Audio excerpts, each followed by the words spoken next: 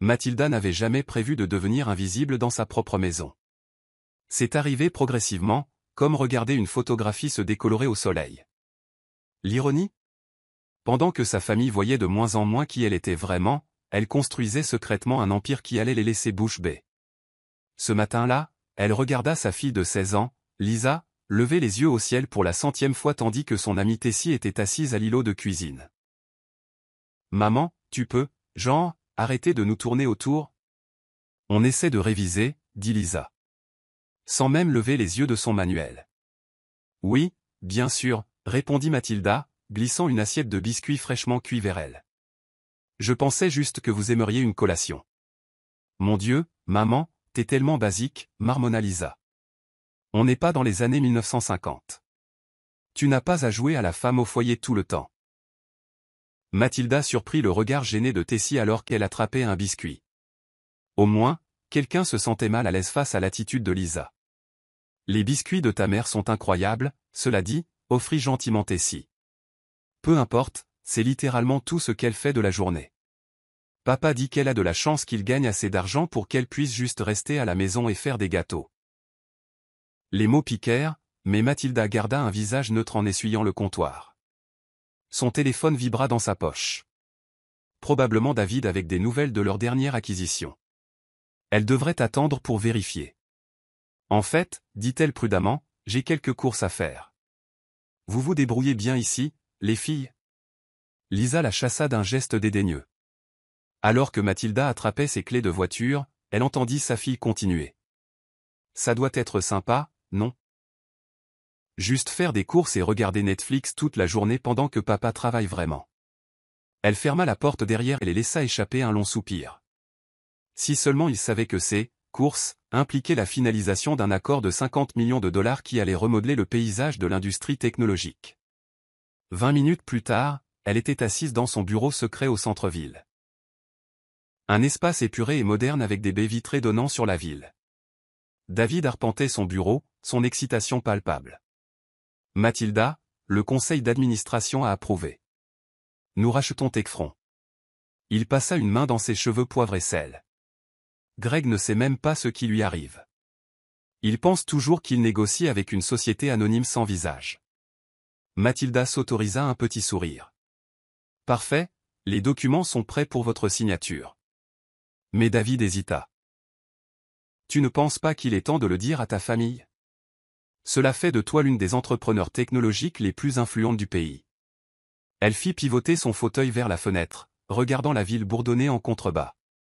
En fait, j'y ai pensé, à la façon dont il me traite ces derniers temps. Peut-être qu'il est temps pour un électrochoc. Son téléphone sonna, la sonnerie d'Harry. Son mari, appelant de son poste de cadre moyen où il se sentait comme un grand Manitou. Salut chérie, répondit-elle, gardant une voix douce. Besoin de quelque chose? Tu as pensé à récupérer mon pressing? J'ai cette présentation demain. Bien sûr, répondit-elle, signant les papiers d'acquisition de sa main libre. Autre chose? Non, c'est tout. Ne m'attends pas ce soir. Dîner important. Elle raccrocha et se tourna vers David. Tu sais quoi? Tu as raison. Il est temps qu'il sache. Mais nous allons le faire à ma façon. David haussa un sourcil. Pourquoi j'ai l'impression que tu manigances quelque chose? Parce que c'est le cas. Mathilda reprit son téléphone et composa le numéro de Grèce. Quand elle répondit, Mathilda ne perdit pas de temps. Tu te souviens du plan dont nous avons discuté? Je suis prête. Mettons-le en œuvre. Tu es sûr? Demanda Grèce. Une fois que tu auras fait ça, il n'y aura pas de retour en arrière. J'en suis sûr. J'en ai marre d'être invisible. Il est temps qu'il me voie vraiment. Après avoir raccroché, elle regarda David. Convoque une réunion du conseil d'administration pour la semaine prochaine. Et assure-toi d'inviter Greg. Il devrait être là quand il réalisera qui vient d'acheter sa société. Et ta famille? Ils seront là aussi. Ils ne le savent juste pas encore. Elle se leva, lissant son blazer de créateur. Il est temps qu'ils apprennent que la mère au foyer paresseuse dont ils se moquent est en fait celle qui maintient leur style de vie confortable à flot. David sourit. Ça va être intéressant. Oh, ça le sera, dit-elle en rassemblant ses affaires. Mais d'abord, je dois rentrer à la maison et jouer mon rôle. Lisa a besoin d'aide pour ses devoirs de calcul. Et Harry a besoin que ses chemises soient repassées pour demain. En rentrant chez elle, elle ressentit un mélange d'anticipation et de nervosité. Était-elle vraiment prête à briser l'illusion qu'elle avait soigneusement entretenue pendant des années? Le poids de son empire secret était devenu trop lourd à porter seul. Son téléphone vibra à nouveau. Un autre message du conseil d'administration concernant l'acquisition. Elle sourit, pensant à la façon dont la semaine prochaine allait tout changer. Parfois, la meilleure vengeance ne se sert pas froide. Elle se sert avec une bonne leçon d'humilité lors d'une réunion du conseil d'administration que personne ne voit venir. Je pensais que nous pourrions faire quelque chose de spécial en famille la semaine prochaine, annonça-t-elle pendant le dîner, regardant Harry faire défiler son téléphone pendant que Lisa poussait sa nourriture dans son assiette. Harry leva à peine les yeux. Jeudi prochain, j'ai fait des réservations au centre-ville pour le déjeuner. J'ai pensé que ce serait bien. La tête de Lisa se redressa d'un coup. Je ne peux pas. J'ai entraînement de pom-pom girls. En fait, dit Mathilda en buvant une gorgée d'eau, j'ai déjà parlé à ton entraîneuse. Elle a dit que tu pouvais manquer un entraînement. Quoi? La fourchette de Lisa tomba bruyamment contre son assiette. Maman, tu ne peux pas juste. Et j'ai des réunions, interrompit Harry, levant enfin les yeux de son téléphone. Mathilda sourit doucement. J'ai vérifié auprès de ton assistante, Lucie. Ton emploi du temps est libre après 11 heures. Cela attira son attention. Tu as appelé mon assistante? Je voulais m'assurer que nous pourrions tous être là. C'est important. Important, se moqua Lisa. Qu'est-ce qui pourrait être si important à propos d'un déjeuner avec toi? Avant que Mathilda ne puisse répondre, son téléphone vibra. Un message de Grace. Urgent. Greg manœuvre. Essaie de bloquer l'acquisition. Besoin de parler dès que possible. Elle garda un visage neutre, bien que son cœur s'emballât. C'est une surprise. Croyez-moi, vous voudrez être là. Peu importe, marmonna Lisa, retournant à son téléphone. Plus tard dans la nuit, Mathilda arpentait son bureau à domicile, parlant à voix basse avec Grace au téléphone. Les avocats de Greg prétendent que l'accord est frauduleux, expliqua Grace. Ils exigent de rencontrer le PDG en personne. Il fait juste une crise de colère parce qu'il ne sait pas qu'il a déjoué, répondit Mathilda. Laisse David s'en occuper pour l'instant. La semaine prochaine, Greg aura sa réunion, ainsi que ma famille. À ce sujet, es-tu sûr que mélanger ces deux situations est judicieux? Mathilda entendit des pas dans le couloir et passa rapidement à sa voix de maman. Oui chérie, je m'assurerai d'acheter plus de lait demain. Lisa apparut dans l'embrasure de la porte. Maman, à qui parles-tu?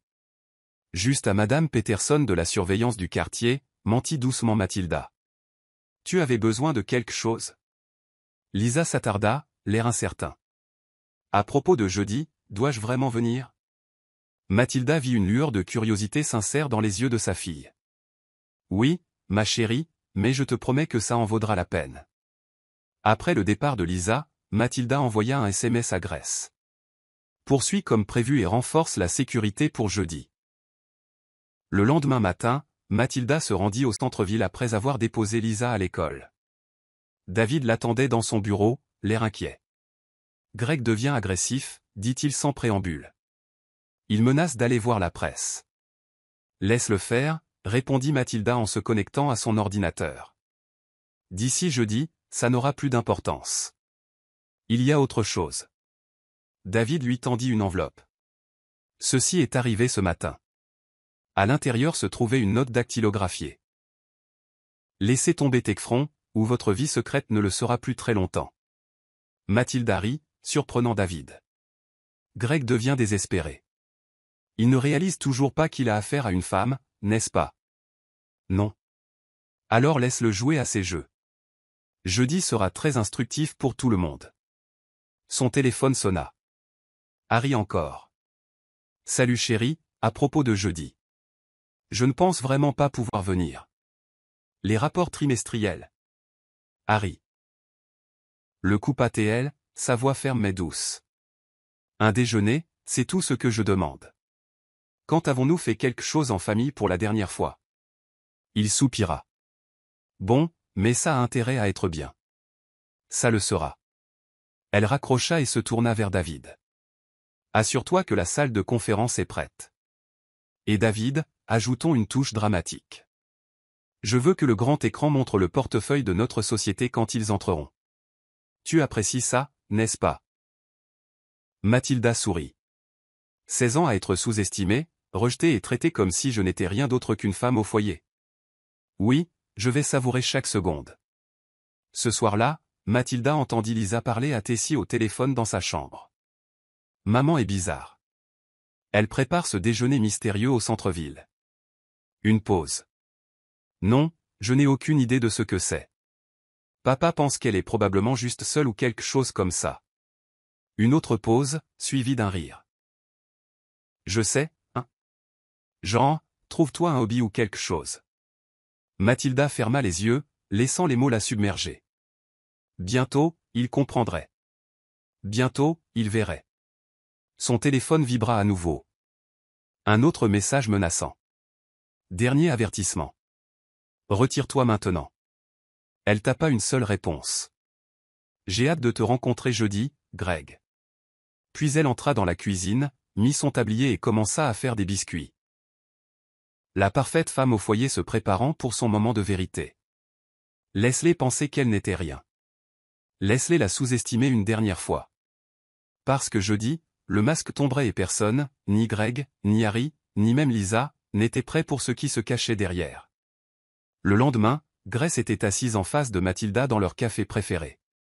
Le même endroit où elles avaient élaboré le plan de l'entreprise 7 ans plus tôt. Tu te souviens quand tu es entrée ici furieuse parce qu'Harry t'avait dit de t'en tenir à ce que tu savais faire après que tu aies suggéré d'investir dans des actions technologiques? Mathilda sourit en remuant son latte. Il a perdu 50 000 $ cette année-là en mauvais investissement. J'ai fait mon premier million pendant qu'il pensait que je prenais des cours de cuisine. Grace se pencha en avant. Mais Mathilda, es-tu prête à ce que cette révélation pourrait faire à ta famille? La cloche au-dessus de la porte sonna, et David entra précipitamment, l'air énervé. Désolé, je suis en retard. Les avocats de Greg sont implacables. Ils deviennent toujours agressifs juste avant de perdre, dit Mathilda en lui glissant un café. Tu te souviens de cet accord en 2019? Comment pourrais-je l'oublier? Tu étais à l'hôpital pour ton appendicite et tu as quand même réussi à conclure l'affaire. David gloussa. Harry pensait que tu délirais à cause des analgésiques quand tu n'arrêtais pas de parler de projection de marché. Il a dit à l'infirmière que je divaguais, dit Mathilda en serrant plus fort sa tasse. C'est là que j'ai su que je ne pourrais jamais le lui dire. Pas avant d'être Sina qu'il ne pourrait plus le rejeter. Grace lui toucha la main. Et maintenant, tu y es. Ta société vaut des milliards. Maman. La voix de Lisa trancha le bruit du café comme un couteau. Mathilda se tourna pour voir sa fille debout là, des sacs de course à la main. Lisa était censée être au centre commercial avec Tessie. Mais apparemment, elles avaient décidé de s'arrêter pour un café. « Qu'est-ce que tu fais ici ?» demanda Lisa, ses yeux allant de Mathilda à ses compagnons. « Je pensais que tu faisais les courses. »« Juste en train de prendre des nouvelles de quelques amis, » dit Mathilda doucement. « Tu te souviens de Grace, du barbecue du quartier l'été dernier ?» Lisa hocha lentement la tête, les yeux fixés sur David. « Et lui ?» David fit un sourire poli, mais Mathilda pouvait entendre la suspicion dans le ton de Lisa. « David, » dit Mathilda avec désinvolture. « C'est un vieil ami. » L'expression de Lisa ne changea pas. « C'est ça », son ton dégoulinait de scepticisme. « Bon, ne me laissez pas interrompre votre, quoi que ce soit. » Alors qu'elle s'éloignait pour rejoindre Tessie à une autre table, Mathilda l'entendit murmurer fort. Elle est tellement bizarre ces derniers temps. D'abord le déjeuner mystérieux, maintenant des réunions secrètes. David attendit que Lisa soit hors de portée de voix. Elle se méfie. Bien, répondit Mathilda. Laisse-la être curieuse. Ça rendra jeudi encore plus intéressant. Le téléphone de Grace vibra. Ses yeux s'écarquillèrent en lisant le message. Greg vient de convoquer une conférence de presse d'urgence pour demain matin. Timing parfait. dit Mathilda en sortant son ordinateur portable. Donnons-lui quelque chose dont il pourra vraiment parler. Elle ouvrit ses emails et rédigea un message rapide aux membres du conseil d'administration, mettant en copie toute l'équipe de direction de Greg. L'objet était « Annonce spéciale, réunion du conseil d'administration de jeudi. »« Tu es sûr de ça ?» demanda David. « Envoie-le » ordonna-t-elle en appuyant sur le bouton. « Et assure-toi que les médias en aient vent aussi. » Greg veut jouer dur. Jouons. Plus tard dans la soirée, alors qu'elle préparait le dîner, son esprit revint au jour où tout avait commencé. Harry avait ri quand elle avait suggéré d'investir leurs économies dans une start-up technologique en difficulté. « Tient-on nos budgets des courses, chérie ?» avait-il dit en lui tapotant la tête comme si elle était une enfant. « Laisse les vraies affaires à moi. » Cette nuit-là, elle avait appelé Grace, qui l'avait mise en contact avec David. Ensemble, ils avaient construit quelque chose d'extraordinaire, tout en maintenant la façade d'une parfaite femme au foyer. Maman, la voix de Lisa la tira de ses souvenirs. Elle se tenait dans l'embrasure de la cuisine, l'air incertain. À propos de ce café aujourd'hui. Oui. Tu semblais différente avec ces gens. Comme si tu parlais de quelque chose d'important. Mathilda se tourna pour lui faire face complètement. Qu'est-ce qui te fait dire ça? Je ne sais pas, tu semblais juste plus vivante. Pas comme la maman habituelle. Un instant, Mathilda envisagea de tout lui dire sur le champ. Au lieu de cela, elle dit, parfois, les gens sont plus que ce que l'on voit en surface, ma chérie. Lisa leva les yeux au ciel, le moment de perspicacité disparut. Peu importe. Le dîner est prêt? J'ai trop faim. Le téléphone de Mathilda vibra avec une alerte d'information concernant la prochaine conférence de presse de Greg. En dessous, un message de Grace. Il va essayer de discréditer l'acheteur mystère avant jeudi. Mathilda sourit, coupant les légumes avec une vigueur renouvelée. Laisse-le essayer. Greg n'avait aucune idée qu'il était sur le point d'affronter la femme qu'il avait rejetée comme une simple femme au foyer lors d'un gala de charité 3 ans plus tôt. Maman, appela Lisa depuis la salle à manger. Papa travaille tard encore. Bien sûr qu'il travaille tard, marmonna Mathilda. Puis plus fort, c'est bon ma chérie. Plus pour nous. Alors qu'elle servait le dîner, son téléphone s'illumina d'une autre menace de Greg. Tu ne peux pas te cacher éternellement. Demain, j'expose tout. Elle tapa une seule réponse. J'attends avec impatience ta conférence de presse. Bonne chance, car demain Greg passerait à l'action. Mais jeudi serait son échec et mat. Et sa famille aurait des places au premier rang pour le spectacle. Jeudi arriva avec le poids du destin. Mathilda ajusta la cravate d'Harry dans l'ascenseur de son immeuble de bureau, jouant la femme dévouée une dernière fois. Je ne comprends toujours pas pourquoi nous déjeunons ici, grogna-t-il. La place aurait été plus agréable. Lisa se tenait dans un coin, tapant sur son téléphone. Cet immeuble est plutôt impressionnant, cela dit. Regarde toutes ces entreprises technologiques. 32e étage, annonça Mathilda alors que l'ascenseur sonnait. Suivez-moi. Attends. Harry s'arrêta net, fixant le répertoire. C'est l'étage de l'acquisition de Techfront. Il y a une énorme réunion à ce sujet aujourd'hui. Nous ne devrions pas être ici. Mathilda sourit, les conduisant dans le couloir. En fait, si. La sécurité lui fit un signe de tête alors qu'ils approchaient de la salle de conférence. À travers les parois vitrées, elle pouvait voir Greg arpenter la pièce, le visage rouge de colère. Les membres du conseil remplissaient les sièges, et les journalistes attendaient avec impatience dans un coin. Maman, chuchota Lisa. Je crois qu'on s'est trompé d'endroit. Nous sommes exactement où nous devons être. Elle poussa la porte, et toutes les têtes se tournèrent. Greg se figea en pleine foulée. Qu'est-ce que c'est? Qui a laissé entrer ces gens? David se leva. Tout le monde, veuillez accueillir notre PDG. La pièce tomba dans le silence. Harry attrapa le bras de Mathilda. Mathilda, nous devons partir. C'est une réunion privée. Non, dit-elle en se dégageant de sa main. C'est ma réunion. Le visage de Greg se crispa. Vous êtes l'acheteuse mystère? Celle qui essaie de prendre ma société? Pas essayer, corrigea Mathilda en se dirigeant vers la tête de la table. Réussir. Le téléphone de Lisa tomba bruyamment sur le sol. Maman? Mathilda tira la chaise à la tête de la table. S'il vous plaît, asseyez-vous tous. Nous avons beaucoup de choses à discuter. C'est ridicule, cracha Greg. Vous n'êtes qu'une femme au foyer. Je vous ai rencontré à ce gala de charité. Votre mari travaille comme cadre moyen. Le visage d'Harry devint rouge. Mathilda, qu'est-ce qui se passe? Elle fit un signe de tête à David, qui cliqua sur un bouton. Les écrans autour de la pièce s'illuminèrent avec le portefeuille de sa société, ses réalisations et ses acquisitions des 7 dernières années. Il y a 7 ans, s'adressa-t-elle à la salle. J'ai lancé cette société avec une vision. Pendant que tout le monde pensait que je prenais des cours de cuisine et que je faisais des courses, je bâtissais un empire. Et aujourd'hui, cet empire acquiert Techfront. Vous-même. Vous avez déjà accompli vous-même votre licenciement immédiat pour faute grave.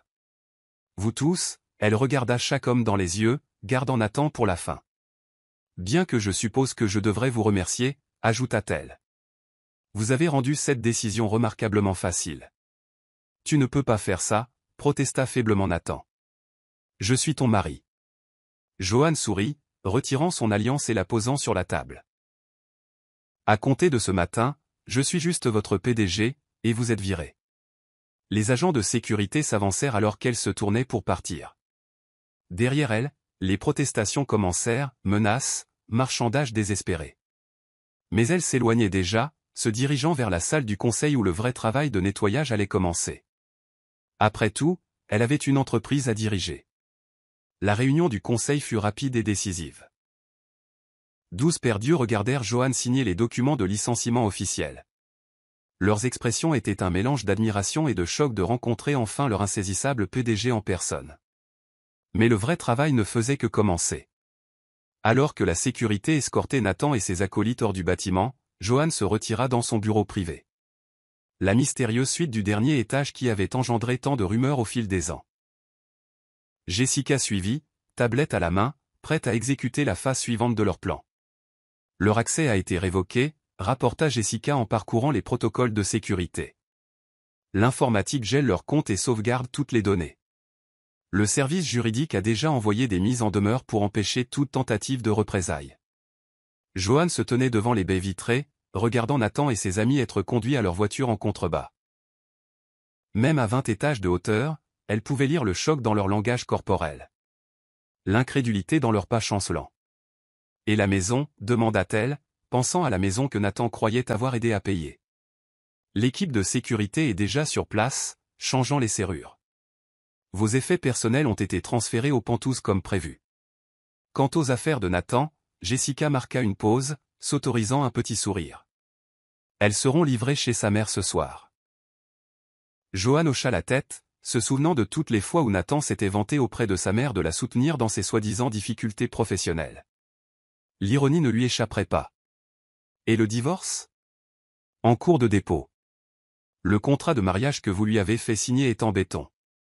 Il pensait protéger ses actifs, ne réalisant jamais qu'il renonçait à toute revendication sur les vôtres. Une notification apparut sur l'écran privé de Johan. Nathan essayait déjà de limiter les dégâts. Publiant sur les réseaux professionnels des informations sur des différends stratégiques avec la direction de Carlton Technologies. Elle regarda l'équipe de Jessica contrer rapidement avec la vérité.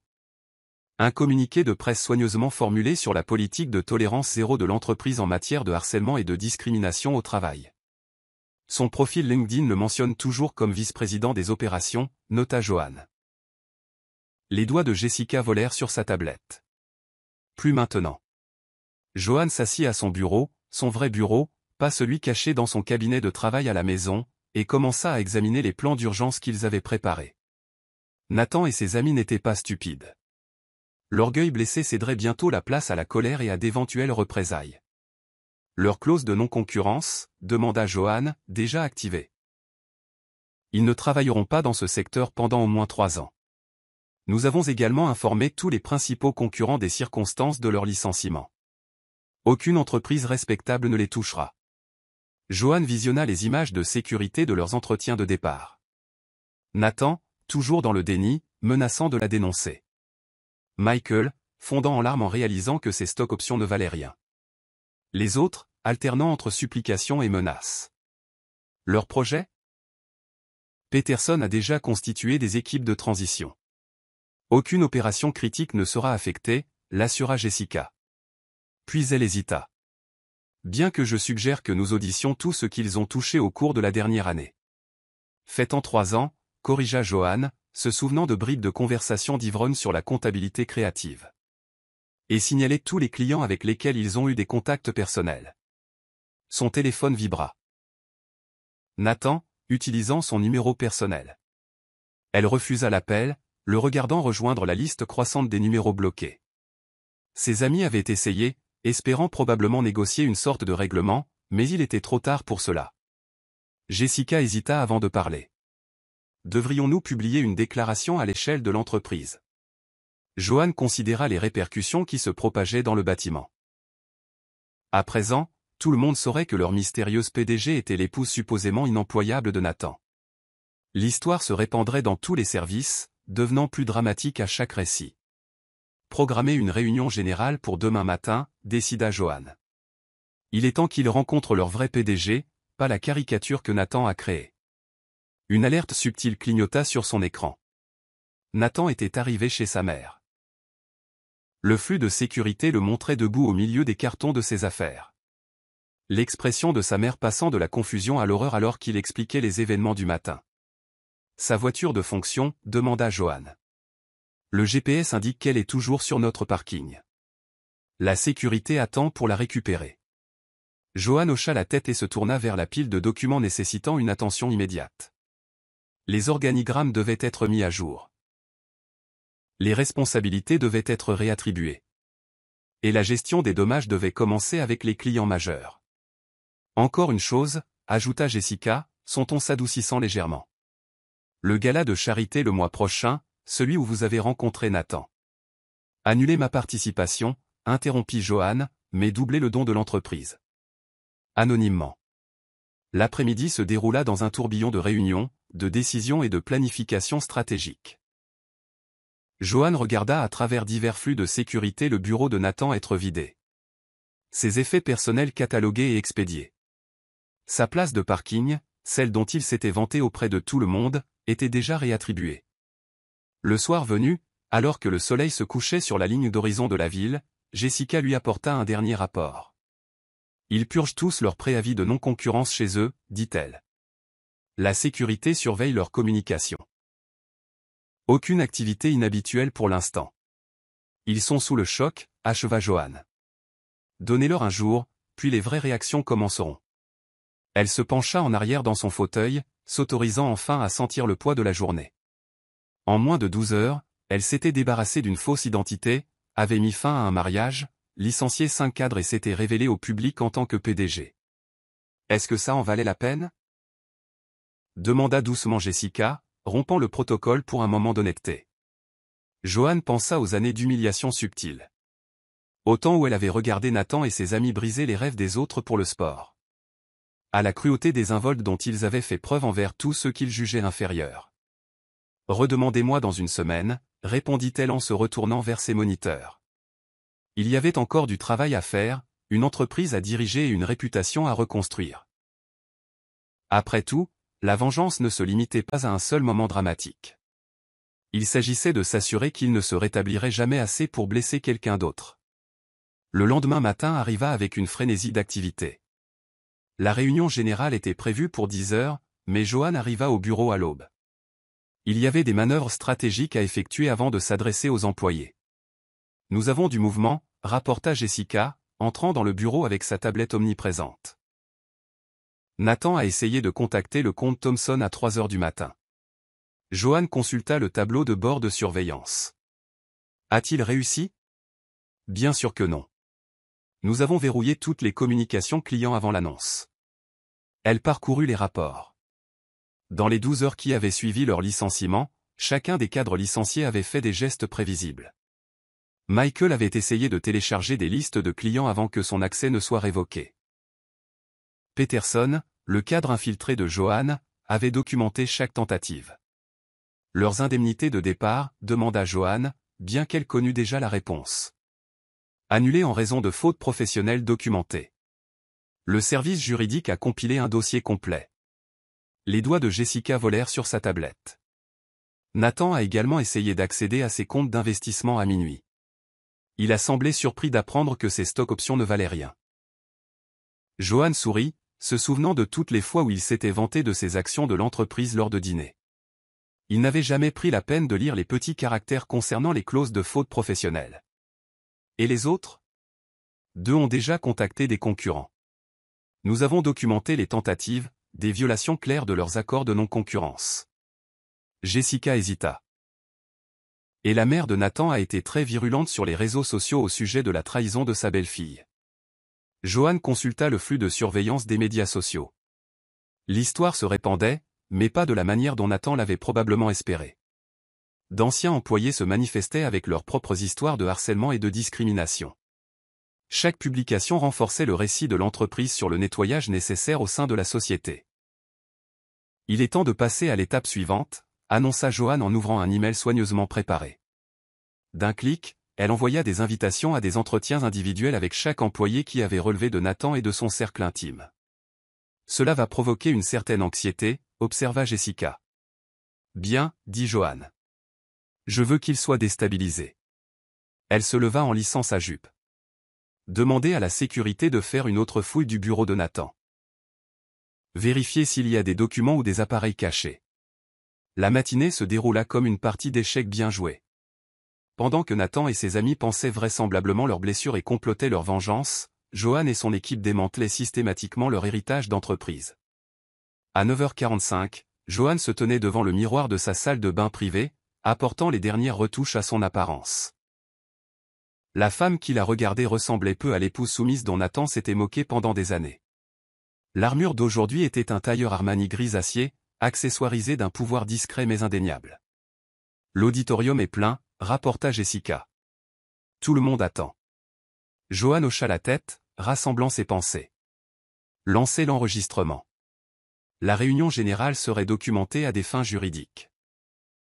Et pour s'assurer que leur message atteigne chaque employé à travers tous les fuseaux horaires, Johan monta sur scène. Les chuchotements feutrés cessèrent immédiatement.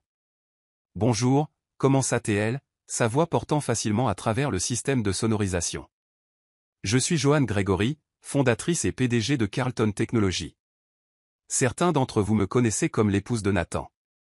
Aujourd'hui, vous me connaîtrez comme votre dirigeante. Le silence était absolu. Au premier rang, elle pouvait voir l'équipe des RH se tortiller, se souvenant probablement de la parodie d'entretien de la veille. Hier, nous avons licencié 5 cadres pour faute grave, continua-t-elle. Vous avez tous entendu les rumeurs. Oui, l'un d'eux était mon mari. Oui, c'était à cause de fautes professionnelles documentées, de harcèlement et d'abus de pouvoir. Elle marqua une pause, laissant cela s'imprégner. Mais aujourd'hui, il ne s'agit pas d'eux. Il s'agit de nous, de l'entreprise. Nous allons aller de l'avant. Pendant l'heure qui suivit, elle exposa sa vision pour Carlton Technologies. À chaque point, elle démantelait systématiquement la culture toxique que Nathan et ses amis avaient favorisée. Nouvelle structure hiérarchique, protocole RH amélioré, canaux de feedback anonymes. Chaque annonce était un coût calculé dans leur partie d'échec d'entreprise. Finalement, elle conclut. Ma porte est ouverte, pas métaphoriquement, littéralement. À partir d'aujourd'hui, tout employé peut prendre rendez-vous directement avec moi. Pas de gardien, pas de filtre. Les applaudissements qui suivirent furent d'abord timides, puis de plus en plus forts. En quittant la scène, Jessica lui montra la tablette. Le système de messagerie interne de l'entreprise explose de réponses positives. De retour dans son bureau, la phase suivante commença. Un par un, elle rencontra les anciens subordonnés directs de Nathan. Chaque conversation était un équilibre délicat entre réconfort et évaluation, identifiant les alliés et les menaces potentielles. Nathan a rappelé, rapporta Jessica entre 2 réunions, cette fois depuis un téléphone jetable. Il exigeait une réunion privée. Documentez-le avec le service juridique, répondit Johan en examinant les notes de sa dernière réunion, et vérifiez les réseaux sociaux de sa mère. Elle annonce généralement son prochain coup. En fin d'après-midi, l'échiquier de l'entreprise avait radicalement changé. 3 des managers les plus fidèles de Nathan avaient démissionné plutôt que de s'adapter au nouveau régime. 2 autres avaient fourni des informations précieuses sur des fautes passées en échange d'une amnistie. Les Thompson ont appelé, annonça Jessica. Ils veulent rencontrer la vraie PDG. Joanne sourit, se souvenant des moqueries de Nathan au sujet de ses suggestions concernant leur compte. Planifiez cela pour demain et envoyez-leur la présentation sur laquelle je travaille. Celle que Nathan a rejetée le mois dernier. Une notification apparut sur l'écran de Joanne. Nathan avait été aperçu dans un bar avec Michael et 2 autres anciens cadres. Leur équipe de surveillance surveillait la conversation. Ils complotent quelque chose, observa Jessica. Bien sûr qu'ils le font, répondit Joanne en consultant les plans d'urgence qu'ils avaient préparés des mois auparavant.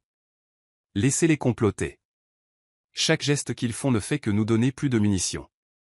Joanne se tourna vers la fenêtre, regardant le coucher de soleil peindre la ligne d'horizon de la ville. Quelque part là-bas, 5 hommes en colère découvraient à quel point ils avaient été complètement déjoués. Mais leur partie s'était terminée hier. La sienne ne faisait que commencer. Demain, dit Joanne à Jessica, nous commençons la phase 2. Voyons comment ils gèrent le fait d'être ceux qui cherchent un emploi. Après tout, aux échecs, la reine est la pièce la plus puissante de l'échiquier. Et je jouais à ce jeu bien avant qu'ils ne sachent même qu'ils étaient des pièces. Le lendemain matin, Joanne examinait les images de surveillance du bar où Nathan et ses acolytes s'étaient réunis. Leur conversation furieuse, alimentée par du scotch cher, avait fourni exactement les preuves dont ils avaient besoin pour renforcer leur position juridique. Ils prévoient de poursuivre en justice, annonça Jessica en entrant dans le bureau de Joanne avec 2 tasses de café. Nathan a contacté 3 cabinets d'avocats ce matin. Joanne accepta le café, cachant son sourire. Montre-moi. Jessica sortit le rapport de surveillance du matin. Nathan avait en effet été occupé. Mais chaque cabinet qu'il avait contacté était déjà subtilement lié à Carlton Technologies par le biais de diverses sociétés écrans. Toute tentative de les retenir se heurterait à un conflit d'intérêts immédiat. Il a également contacté nos principaux clients, poursuivit Jessica, en particulier le comte Thompson. Transmets-moi les enregistrements, ordonna Joanne. Les fichiers audio furent diffusés par son système de haut-parleurs privé. La voix de Nathan portait toujours cette confiance arrogante, essayant de convaincre leurs clients qu'il avait été licencié à tort. Que sa femme avait manipulé son chemin vers le pouvoir, et que l'entreprise était en danger sous la direction de Joanne. La réponse de M. Thompson, demanda Joanne, bien qu'elle pût la deviner. Jessica joua le clip suivant. La voix de Thompson était froide. Nathan, la proposition de votre femme la semaine dernière était brillante. Celle que vous avez rejetée. Oui, nous l'avons appris. Ne nous contactez plus. Joanne consulta leur base de données de preuves sur son terminal sécurisé. Depuis plus d'1 an, il constituait un dossier béton contre Nathan et son cercle intime. Chaque incident de harcèlement, chaque commentaire discriminatoire, chaque abus de pouvoir, méticuleusement documenté. Le conseil veut une mise à jour, nota Jessica. Il s'inquiète des répercussions potentielles. Programmez une réunion pour cet après-midi. Répondit Joanne. Et apportez-moi tout des 3 dernières années, email, enregistrement de réunion, notes de frais. Il est temps de leur montrer exactement pourquoi ce grand ménage était nécessaire. La matinée se déroula en une série de manœuvres stratégiques. Pendant que Nathan et ses amis dilapidaient leurs économies en consultation juridique, Joanne et son équipe renforçaient systématiquement leur position. Les RH fournirent un épais dossier de plaintes qui avait été enterré sous l'ancienne direction. Ils extrairent des emails qui avaient été accidentellement supprimés. D'anciens employés commencèrent à se manifester, offrant des témoignages sur la culture toxique qu'ils avaient fui. La mère de Nathan intensifie sa campagne sur les réseaux sociaux, rapporta Jessica. Elle prétend que vous l'avez séduit dans le cadre d'un plan de prise de contrôle d'entreprise à long terme. Joanne rit en sortant le contrat de mariage sur lequel Nathan avait insisté. Envoyez une copie de ceci à ses avocats, ordonna-t-elle. Celui que son fils a exigé pour protéger ses actifs de sa femme apparemment croqueuse de diamants. À la mi-journée, leur équipe juridique avait compilé un dossier accablant. Chaque exemple de Nathan se vantant d'avoir manipulé des stock options. Chaque conversation enregistrée sur la mise à l'écart de candidates qualifiées. Chaque abus documenté des ressources de l'entreprise. Le tout présenté avec des détails accablants. L'équipe de surveillance a capté quelque chose d'intéressant, dit Jessica en se précipitant dans le bureau de Johan après le déjeuner. Ils ont rencontré quelqu'un de notre concurrent, Atlas Tech, hier soir. Johan visionna les images grâce au microphone haut de gamme qu'ils avaient placé. On pouvait entendre Nathan proposer de révéler des secrets d'entreprise en échange de postes de direction pour lui-même et ses amis. Envoyer des copies à leurs avocats, ordonna Johan, et au conseil d'administration d'Atlas Tech. Voyons à quelle vitesse ils prennent leur distance. La réunion du conseil de l'après-midi fut un chef-d'œuvre de stratégie d'entreprise. Un par un, Johan présenta les preuves expliquant de vue ce qui compte vraiment. Elle hocha la tête, l'encourageant à continuer. C'était le plus honnête qu'il ait été depuis des mois. Ma mère, continua-t-il, la voix gagnant en force. Elle a toujours eu cette image de ce à quoi notre vie devrait ressembler, et j'ai tellement essayé de faire de cela une réalité. Mais en faisant cela, j'ai ignoré ce que tu veux, ce dont tu as besoin. J'ai ignoré notre couple. Et cette nuit-là? Demanda-t-elle, sentant une boule se former dans sa gorge en se souvenant du froid et de la peur. Le visage de Marc se crispa de honte. J'ai craqué. La pression du travail, de ma mère, d'essayer d'être parfait. Tout s'est effondré. Et au lieu de gérer ça comme un adulte, je me suis défoulé sur toi. C'était impardonnable, et je le sais. Ils restèrent silencieux un moment, le poids de ces mots flottant entre eux. Elle pouvait voir le regret dans ses yeux, le désespoir de vouloir arranger les choses. Mais elle pouvait aussi voir l'homme qui l'avait jeté dehors sans une seconde pensée. L'homme qui avait constamment choisi l'approbation de sa mère plutôt que son bonheur. Je veux arranger ça, dit Marc, tendant la main comme pour prendre la sienne avant de se raviser. Dis-moi ce que je dois faire. Je ferai n'importe quoi. Elle prit une profonde inspiration, sentant la force qu'elle avait construite ces derniers jours la traverser. Ce n'est pas si simple, Marc. Ce n'est pas quelque chose que tu peux arranger avec un grand geste ou quelques promesses. Il s'agit de respect fondamental, de partenariat, de se valoriser mutuellement. Il hocha la tête, l'air à la fois contrit et déterminé. Je comprends. Je suis prêt à faire le travail, thérapie, conseil conjugal, tout ce qu'il faudra. Je tiendrai tête à ma mère. Je soutiendrai ta carrière. S'il te plaît, ne nous abandonne pas, un instant, elle s'autorisa à l'imaginer. Marc tenant tête à sa mère, soutenant vraiment ses ambitions. Eux travaillant ensemble pour reconstruire leur relation sur des bases de respect mutuel et d'amour. C'était une belle image. Mais ensuite, la réalité s'imposa. Marc, dit-elle doucement. J'apprécie ce que tu dis. Et peut-être qu'avec le temps, nous pourrons travailler dans ce sens. Mais pour l'instant, j'ai besoin d'espace. J'ai besoin de temps pour découvrir qui je suis en dehors de notre mariage, en dehors des attentes de ta famille. Son visage s'affaissa, mais il hocha lentement la tête. Je comprends, dit-il, la voix chargée d'émotion. Ça ne me plaît pas, mais je comprends. Sache juste que je t'aime, que je suis là quand tu seras prête. Alors qu'il se tournait pour partir, Whitney ressentit une envie soudaine de tendre la main et de lui offrir un peu de réconfort. Mais elle se retint. Cette séparation n'était pas seulement pour elle. C'était aussi pour Marc. Ils avaient tous les deux besoin de grandir, de changer. S'il y avait un espoir pour leur avenir ensemble, ils avaient besoin de ce temps à part. Whitney le regarda s'éloigner, les épaules voûtées par la défaite. Ce n'est que lorsqu'il disparut au coin de la rue qu'elle s'autorisa à s'appuyer contre sa voiture, les jambes soudainement faibles. La conversation l'avait épuisée, ravivant des émotions qu'elle essayait de contenir. En rentrant à son hôtel, son esprit s'emballa de pensées et de possibilités. Les mots de Marc l'avaient touchée, sa sincérité était évidente. Mais elle savait que les mots seuls ne suffisaient pas. Ils avaient tous les deux du travail à faire sur eux-mêmes et potentiellement sur leur relation. Cette nuit-là, allongée dans son lit d'hôtel, elle ressentit un étrange mélange de tristesse et d'espoir.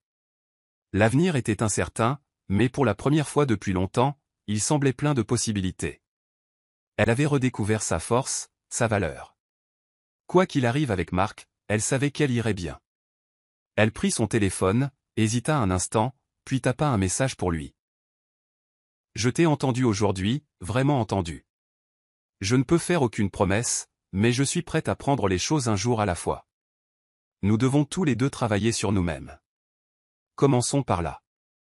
En appuyant sur envoyer, elle sentit un poids se soulever de ses épaules. Ce n'était ni une fin ni un commencement. C'était une transition, une chance pour eux deux de grandir, de guérir, et peut-être, juste peut-être, de construire quelque chose de plus fort que ce qu'ils avaient auparavant. La confrontation sur le parking n'avait pas tout résolu, mais elle avait ouvert une porte à l'honnêteté, à la croissance, à la possibilité. Alors que Whitney s'endormait, elle ressentit une lueur d'espoir pour l'avenir, quel qu'il soit. Les semaines qui suivirent la confrontation sur le parking furent un tourbillon de changements et de découverte de soi. Whitney se jeta dans son travail avec une vigueur renouvelée, canalisant toute son énergie dans le projet qu'elle dirigeait. Le bureau devint son sanctuaire, un lieu où elle pouvait se concentrer sur ses forces et ses contributions sans le poids de sa vie personnelle. Monsieur Johnson continua d'être une source de soutien inattendue. Il semblait sentir qu'elle traversait une période difficile et faisait tout son possible pour lui offrir conseil et encouragement. « Vous avez un vrai talent pour ça », lui dit-il un après-midi après qu'elle eut réussi une négociation délicate avec un client. « Ne laissez personne vous freiner. » Ces mots résonnèrent profondément, rappelant à Whitney toutes les fois où elle avait atténué sa propre lumière pour éviter de faire de l'ombre à Mark ou de contrarier sa mère. Plus jamais. Décida-t-elle. Il était temps de briller. En dehors du travail, elle se concentra sur sa redécouverte. Elle quitta l'hôtel pour un petit appartement charmant en ville. Le processus d'ameublement devint une métaphore de la reconstruction de sa vie. Chaque pièce soigneusement choisie était le reflet de ses goûts et de ses désirs, non obscurcis par les attentes de quiconque. Whitney reprit contact avec d'anciens amis qu'elle avait perdus de vue au fil des ans, des amis qui s'étaient éloignés à mesure qu'elle s'isolait dans son mariage. Leur chaleur et leur acceptation lui rappelèrent la personne qu'elle était autrefois, vibrante, indépendante, pleine de rêves et d'ambition. Sarah, son ancienne colocataire d'université, lui rendit visite un week-end. Alors qu'elles étaient assises sur le nouveau canapé de Whitney, sirotant du vin et rattrapant le temps perdu, Sarah dit « Tu sembles différente, plus forte en quelque sorte. » Whitney sourit, ressentant une bouffée d'émotion. « Je me sens différente », admit-elle. Comme si je devenais enfin la personne que j'étais censée être. Mark et Whitney maintinrent une distance prudente pendant cette période. Fidèle à sa parole, il lui donna l'espace qu'elle avait demandé. Leurs interactions au travail étaient polies mais réservées, tous deux cruellement conscients du fossé qui les séparait. Environ un mois après leur confrontation, Whitney reçut un email inattendu de sa part. « J'ai commencé à voir un thérapeute », écrivait-il. « J'essaie de comprendre pourquoi je me suis comporté comme je l'ai fait, pourquoi j'ai laissé ma mère avoir autant de contrôle sur nos vies. Je sais que cela ne change rien à ce qui s'est passé, mais je voulais que tu saches que je travaille sur moi-même. » En lisant ces mots, Whitney ressentit un mélange complexe d'émotions, fierté pour ses efforts, tristesse pour la douleur qu'ils avaient tous deux endurée, et un espoir prudent pour ce que l'avenir pourrait réserver. Au fil des semaines qui se transformèrent en mois, Whitney trouva un nouveau rythme de vie. Son projet au travail était florissant, lui valant la reconnaissance non seulement de Monsieur Johnson, mais aussi des hautes sphères de l'entreprise. Elle fut invitée à présenter lors de conférences, ses approches innovantes attirant l'attention dans l'industrie. Un soir, après une présentation particulièrement réussie, Whitney croisa Mark dans le hall. Il avait l'air différent, plus détendu, moins accablé. « J'ai vu ta présentation, dit-il, une pointe de fierté dans la voix. Tu as été incroyable. » Pour la première fois depuis des mois, Whitney ne ressentit pas de pincement de douleur ou de ressentiment à ces mots. Au lieu de cela, elle ressentit une chaude lueur d'accomplissement. « Merci, dit-elle sincèrement. Ça compte beaucoup. » Ils finirent par prendre un café, leur conversation coulant plus facilement qu'elle ne l'avait fait depuis des années. Mark raconta à Whitney ses séances de thérapie, les prises de conscience qu'il avait eues concernant sa relation avec sa mère, et les façons dont il essayait de changer. « J'ai dit à ma mère de se calmer, dit-il, un mélange de détermination et de vulnérabilité dans les yeux. Ce n'était pas facile, mais j'ai réalisé que je ne pouvais pas continuer à vivre ma vie pour lui faire plaisir. Je dois découvrir ce que je veux, qui je veux être. » En l'écoutant parler, Whitney sentit un changement dans sa perception. L'homme assis en face d'elle n'était pas le mari dominateur qui l'avait jeté dehors cette nuit-là, ni la figure suppliante et désespérée du parking. C'était quelqu'un de nouveau, ou peut-être quelqu'un qui avait toujours été là, enfoui sous des couches d'attente et de peur. Au cours des mois suivants, Whitney et Mark commencèrent à reconstruire leur relation, non pas en tant que mari et femme, mais en tant que deux individus sur des chemins parallèles de découverte de soi. Ils se rencontraient occasionnellement pour déjeuner, partageant leurs progrès et leurs défis. Ce n'était pas toujours facile. Il y eut des moments de tension, d'anciennes blessures refaisant surface, mais il y avait aussi une compréhension et un respect mutuel croissant qui n'existaient pas auparavant. Alors que le premier anniversaire de cette nuit fatidique approchait, Whitney se surprit à réfléchir à tout ce qui avait changé. Elle s'épanouissait dans sa carrière, ayant récemment été promue à un poste de direction. Son appartement ressemblait à un véritable foyer, rempli de chaleur et des souvenirs de la nouvelle vie qu'elle avait construite. Elle avait un cercle d'amis qui la soutenaient et la mettaient au défi, encourageant sa croissance et célébrant ses succès. Et Mark, il avait changé aussi. Il avait tenu tête à sa mère, établissant des limites qui auraient dû être établies des années auparavant. Il s'était jeté dans sa propre carrière, trouvant une passion et un but dans son travail qui lui manquait auparavant. Ils grandissaient tous les deux, guérissaient tous les deux, mais sur leur propre chemin. C'est à cet anniversaire que Mark demanda s'ils pouvaient se rencontrer. Ils choisirent un parc tranquille, les feuilles d'automne craquant sous leurs pieds alors qu'ils marchaient. « J'ai beaucoup réfléchi, » dit Mark, la voix ferme mais remplie d'émotion. « À nous, à notre mariage, à tout ce qui s'est passé. » Whitney hocha la tête, l'encourageant à continuer. « Je t'aime, » dit-il simplement. « Je t'ai toujours aimé, mais je réalise maintenant que l'amour ne suffit pas. Nous avons besoin de confiance, de respect, de soutien.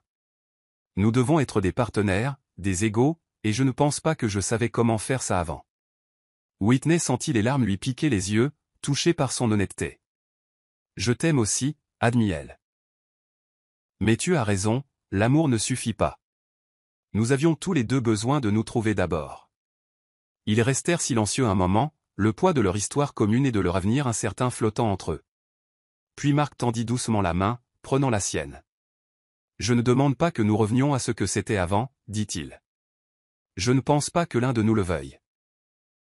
Mais je me demande si tu serais ouverte à l'idée de recommencer, de construire quelque chose de nouveau, quelque chose de mieux ensemble. » Whitney le regarda vraiment. Elle vit l'homme dont elle était tombée amoureuse toutes ces années auparavant, mais elle vit aussi quelqu'un de nouveau, quelqu'un qui avait affronté ses défauts et travaillé activement à s'améliorer. Et elle réalisa qu'elle était aussi quelqu'un de nouveau. « Je pense, » dit-elle lentement, « que j'aimerais ça. Mais nous prenons notre temps.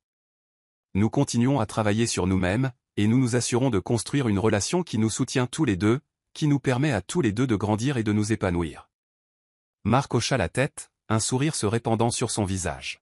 « C'est tout ce que je demande, » dit-il, « une chance. » Alors qu'ils marchaient main dans le parc, Whitney ressentit un sentiment de paix s'installer en elle. Le voyage n'avait pas été facile. Il y avait eu de la douleur, des larmes, des moments de doute et de peur, mais à travers tout cela, elle avait trouvé quelque chose d'inestimable, elle-même. Elle avait redécouvert sa force, sa valeur, sa capacité à se tenir debout toute seule. Elle avait construit une carrière dont elle était fière, une vie qui l'épanouissait, et maintenant elle choisissait de partager cette vie avec Mark. Non par obligation ou par peur, mais par amour et par un désir sincère de partenariat. L'avenir était encore incertain, mais pour la première fois depuis longtemps, cette incertitude ne l'effrayait pas. Elle savait que quoi qu'il arrive, elle avait la force d'y faire face. Elle avait trouvé sa liberté, non pas en étant seule, mais en étant vraiment, authentiquement elle-même. Alors que le soleil se couchait sur le parc, peignant le ciel de teintes vibrantes d'orange et de rose, Whitney serra la main de Mark. Ils avaient une longue route devant eux, mais elle était prête pour le voyage. Après tout, la plus grande aventure ne faisait que commencer. L'aventure de construire une vie selon ses propres termes, avec un partenaire qui la respectait et la soutenait pour ce qu'elle était vraiment. La fissure qui s'était formée dans leur mariage à 2 heures du matin, cette nuit fatidique, ne les avait pas détruits. Au lieu de cela, elle avait créé un espace pour que quelque chose de nouveau puisse grandir. Quelque chose de plus fort, de plus sain, et d'infiniment plus beau. Et pour cela, malgré toute la douleur et les luttes, Whitney était reconnaissante.